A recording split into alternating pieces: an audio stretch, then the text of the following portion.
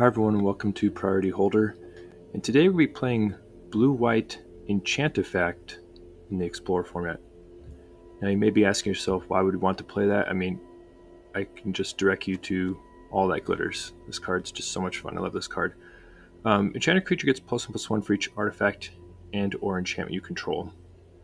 So we're incentivized to fill up the board with artifacts and enchantments. And we also have its cousin, Michiko's Reign of Truth, as like a little bit of redundancy. This is a saga that gives you 2 one-shot All That Glitter effects and then flips into essentially an All That Glitters creature. And so these are the stars of the deck. Everything else is supporting it. So the artifacts are our invasive creatures. So Gingerbrute, Network Disruptor is flying, it can tap things down, and Ornithopter is flying. And you can see we're incredibly low curve right here, trying to spill out our hand as fast as possible.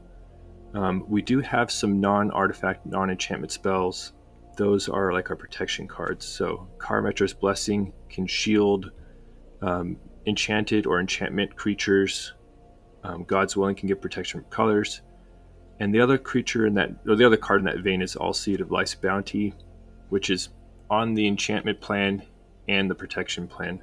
So what we're trying to do is suit up a creature with a lot of powerful enchantments.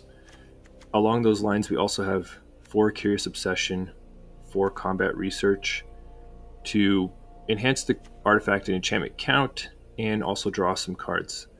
But yeah, that's the idea, is to land a mostly singular threat, suit it up, and go get them. Anyway, let's jump into some games. Alright, looks like a pretty good hand. Always happy to see multiple All That Glitters. And turn 1 Delver from the opponent. That land we drew is actually really clutch because our opening would have been a little more awkward. I like to prioritize getting Alseid out, just to more earlier have the protection ability up and running. So this could be an interesting game for us because, I mean, we can already tell they're mono blue tempo, and they play a lot of cheap interaction, which is incredibly strong against our like Voltron-y strategy of going all in on singular creatures. So we'll have to see if our protection spells can beat their interaction spells. So Delver check, and thankfully they missed. Island pass. Okay, so there is an argument with the second Karametra's Blessing plus Alseid of waiting until turn 4 to have 2 forms of protection up. But at this point, we have a second All That Glitters. This goes horribly. So they have a Fading Hope. We fire up Karametra's Blessing. Purposely enchanting the enchantment creature because Karametra's Blessing works on enchantment creatures as well as enchanted. So that's why I did not suit up the flyer here. But the opponent has the counter spell for our protection, and Alseid gets bounced, we lose All That Glitters. Opponent scries to the top. So not great, but at the very least it costs them a lot of cards to stop us there. And we still have the Alseid for good measure. So Delver hits us. Ascendant Spirit. Okay, so that's going to become a problem really quick with the abundance of snow islands. Replay Alseid. The question is, do we go for it again? And I'm trying to think. I mean, they only have 2 cards in hand. Decide to go for it. This time enchanting the fire because we can protect it with the Alseid's pro colors. So this actually worked, and so now we have a 4/4 disruptor to hit them with. So the opponent's getting priority passes because of Ascendant Spirit. Who knows what they have in their hand? They might have something also that's allowing them priority, or that's holding priority for them. And we're supposed to be priority holder, man. Alright, Island. So that's more lands than they would like. So they're sort of flooding out. Problem is that Ascendant Spirit is an excellent mana sink. So now they have a 4/4 flyer to match our own. So Gingerbrute is actually really incredible here because it has, you know, essentially unblockable against their deck. Plus, it's going to cause our Disruptor to outgrow the Ascendant Spirit. So we'll fire up Gingerbrutes. Can't be blocked except by hasty creatures. And as the game's going, like landing all that glitters was incredible. And so now we have two forms of protection up in the form of Alseid and Karametra's Blessing. And opponent decides to take damage. They fall to 8, so we're feeling pretty great here. The Ascendant Spirit is getting a little concerning, though. So you play our land, pass. We have creature lands, and we've already seen Make disappear, so it could actually matter that we have enough mana to pay through soft counters. Another island for them is not what they wanted to see, but it's what we want to see. However, we can't attack in the air with our Disruptor because their Spirit can activate the final mode and grow into a 6/6. So we have to just wait. I don't think it's wise venturing into that. Even with Karametra's Blessing, I think it's better in this case to save it for the defense, especially since Gingerbrute's chipping away. Now, the concerning part is that for Ascendant Spirit, they can keep activating the final mode once they get there, and keep adding the counters, plus like a curiosity effect that keeps stacking. Now, this is an incredible draw right here. Michiko's Reign of Truth. Essentially, another All That Glitters effect is exactly what the Doctor ordered. Putting on Gingerbrute, since it has... We're trying to diversify our threats here. We don't want to go too all in on something and then they can have some sort of interaction combo that takes it down. So we're firing it up on Gingerbrute here. Sending solo Gingerbrute, because once again the Ascendant Spirit is going to just keep growing.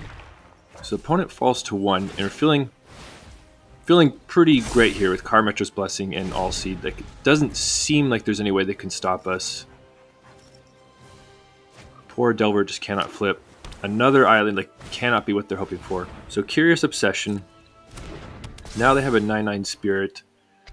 And if it hits us, as is, they will draw 3 cards off it.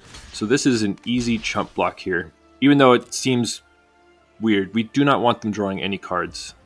As it stands, we will win with our 2 forms of protection and the unblockable Gingerbrute. So we go ahead and put, in this case, because Gingerbrute's unblockable, we just put it on the Alseid. Like, we know with how many forms of protection we have that there's no way they can stop us, but we're just trying to play very carefully here, not to mess anything up. So we fire up Gingerbrute and send everything in, waiting, hoping. So the opponent has, you know, attempting a defensive slip out the back does not work, and that's game. On to the next one. Yeah, we have All That Glitters, we have Michiko's Reign of Truth, and we have an Ornithopter that we can already sort of pseudo-protect with Karametra's Blessing. Like, if they try and burn it out, for example, we can pump it. So Forest Witch's Oven is not a very common opening in Explorer, so it already has me curious what's going on over there. Now, seeing Forest makes me a lot more comfortable. I was close to just slamming All That Glitters. Michiko's Reign of Truth seems like a good compromise, especially because it'll flip into a creature, so you sort of want to get it out there. Forest and pass, so it could be that they're color screwed, or just have a clunky hand. Now it seems pretty safe to slam All That Glitters, and then we have Karametra's Blessing backup. So that thankfully worked, and against mono green is why I'm just sort of going for it here. So opponent falls to 13, and they cast Thrashing Brontodon. So that is something that can pose a threat to what we're doing, since it can attack an artifact or enchantment. We know we're pretty much in the clear, though, with Karametra's Blessing. It would take a second form of interaction, which they could have. But we're going to play the regulator because it boosts Michiko and all that glitters. We don't necessarily need the tap down super badly right here. So we get to clock them for 4, and opponent's in big trouble because now they fall to 9, and we have a lot of big threats. And if they want to like attempt to kill an artifact or enchantment, they're going to have to give up the one creature they have in play. So it does seem like it's some sort of mono green variant, like artifact or sacrifice sub-theme. So they fire off Thrashing Brontodon. We fire off our Karametra's Blessing, and it works. And that is it. So, game over. On to the next one. Now, I think I way too hastily snapped this off just seeing castable spells, but if you look at it, it's actually a pretty horrendous hand without any all that glitters or Michiko's Reign of Truth, so there's a pretty strong argument that that was actually a mulligan. And Elvish Mystic. So I make a pretty cataclysmic error right here. New to the card, Combat Research.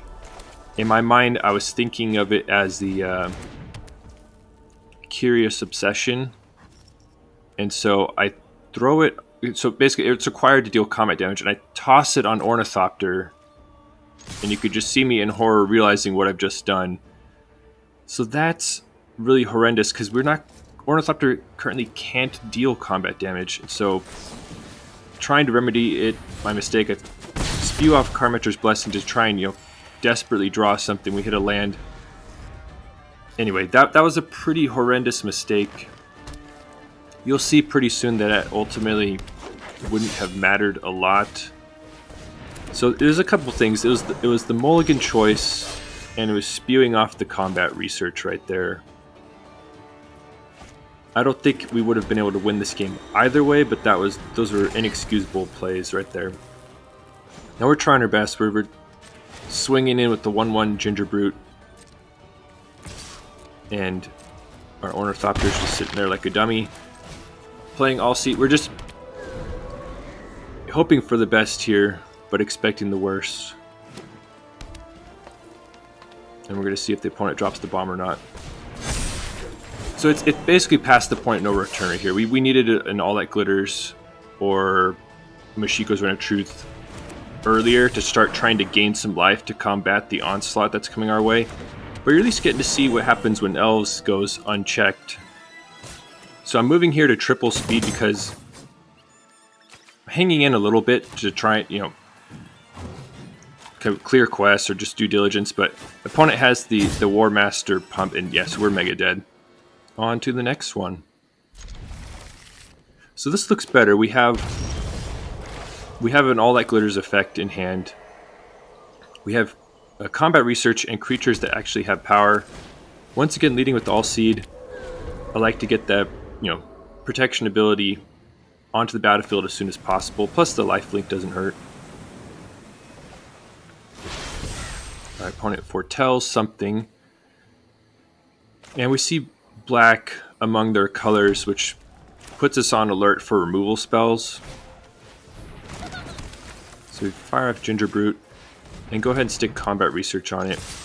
That might have been a little too aggro. Maybe should have just... I guess if I had a Karametra's Blessing, maybe we would have just thrown the Combat Research on Alseid and just left it at that. But the fact that we didn't...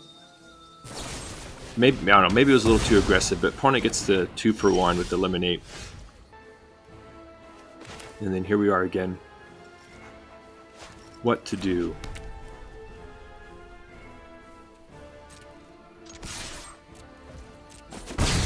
Just attack in right here.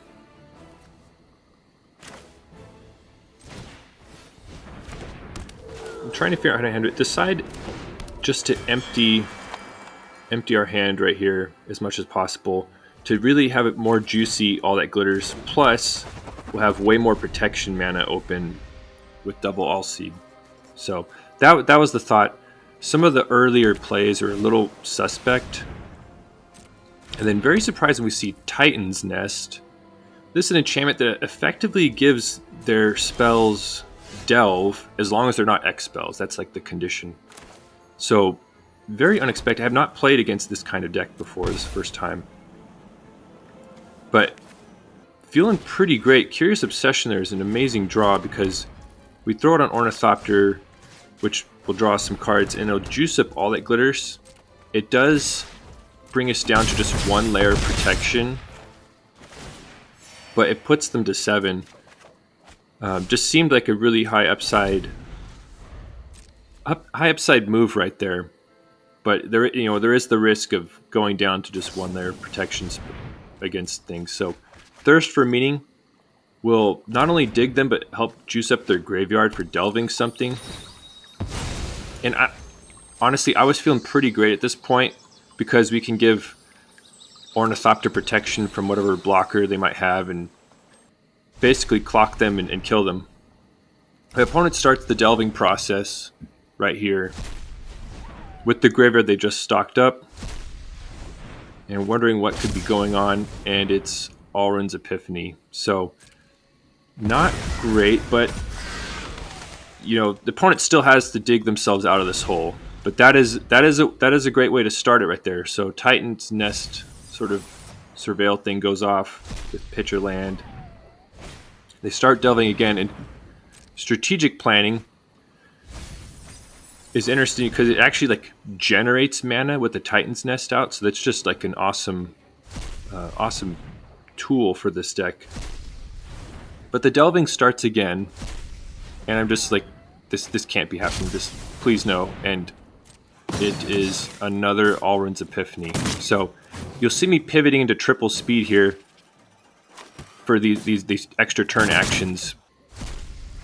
And so seeing the 4 birds come in is another red flag. Like, oh no, this can't be happening. Yes, it is happening.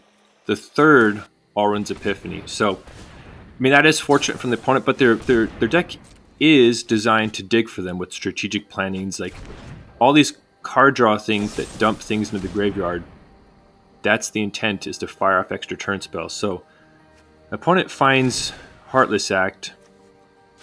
And this is tough right here because we can save it, but that decreases our artifact and enchantment count. So now Ornithopter falls to 6 power. And so that was like a very clutch move from the opponent to do that, because now we just can't kill them.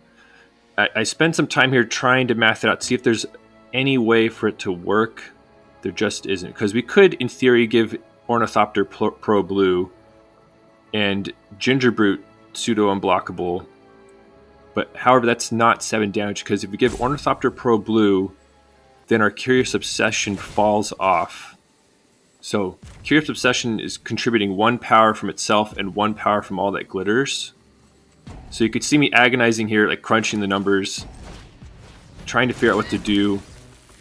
We definitely want to play Gingerbrute. We are just so close. Like it's going to be just a couple life points off. So attack with those 2. You have to keep attacking to keep Curious Obsession alive. But it's an easy chump from the opponent, and they're only taking 1 damage here. And they still have a ton of birds. So if the birds were another color that didn't cause our Curious Obsession to fall off, we might have been able to have the win there if they didn't have any interaction. The Fabled Passage doing double duty here, pulling a land into play and creating some potential delve mana. So let's see what the opponent has up their sleeve. Really awesome deck from them, by the way. This is really cool watching it go off. Here comes the delving. What could it be? The suspense is unreal. Shark Typhoon. So here's like their big closer. So now that they have that out, that's going to make our life even more difficult.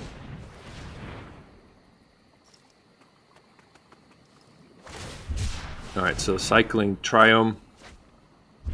It's awesome because Titans, everything turns into mana once it hits the graveyard. So transitioning to triple speed here, because this is the end right here. They fire off an extinction event, hitting all of our odd things.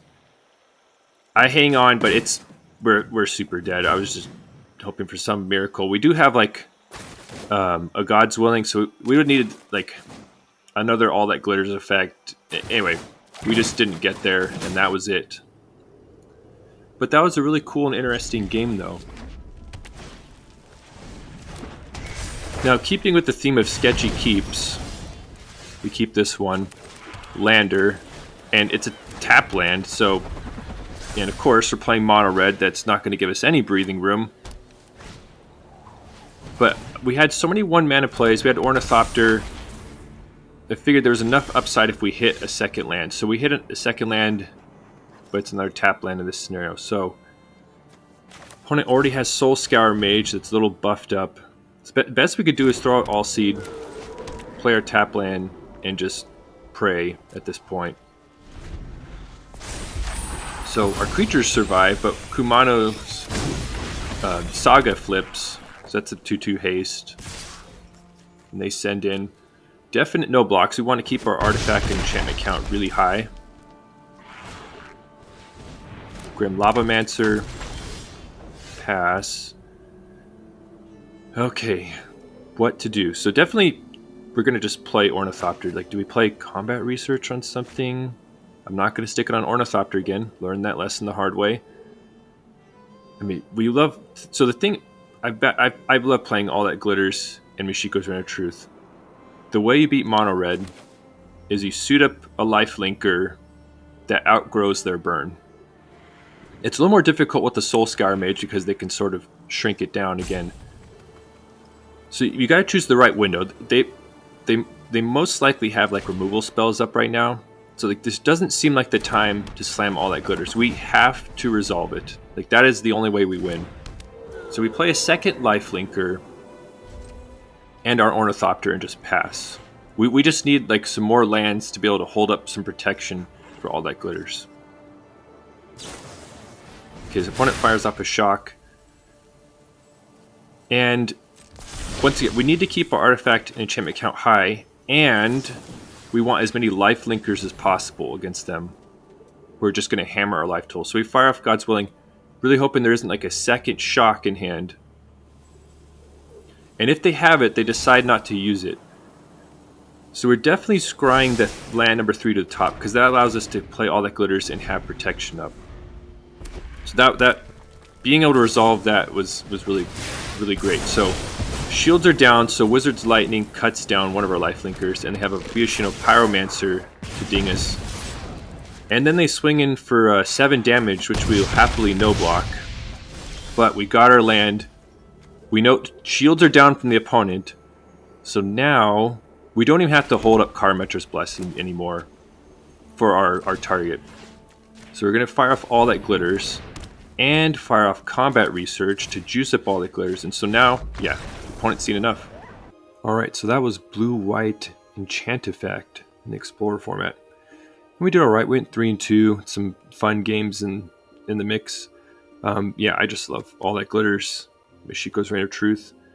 And I have a couple other videos where I play these in different shells, but this is an interesting one because you can...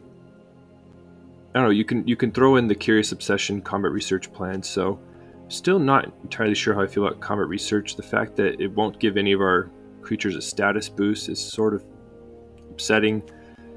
Previous iterations of this I used Staggering Insight. That has the upside of lifelink, but the downside of costing 2 mana, a little harder to empty our hand, so might pivot back into that. These are everything in the sideboard are just things I considered at one point or another. We do have artifact lands, which can just incidentally up our All That Glitters and Michiko's Reign of Truth. I think when you're in 2 colors with so many pips like this, it's really hard, so might try another shell that really goes all in on these as well. But yeah, I really like Alseid of Lifespan. It just has a lot of interesting play to it. You do have to be careful sometimes, because sometimes using it will decrease your artifact and enchantment count for like lethal and stuff like that. But yeah, what are your favorite aura spells to play in the game? Let me know in the comments. And anyway, thank you for watching. I hope you have a wonderful day.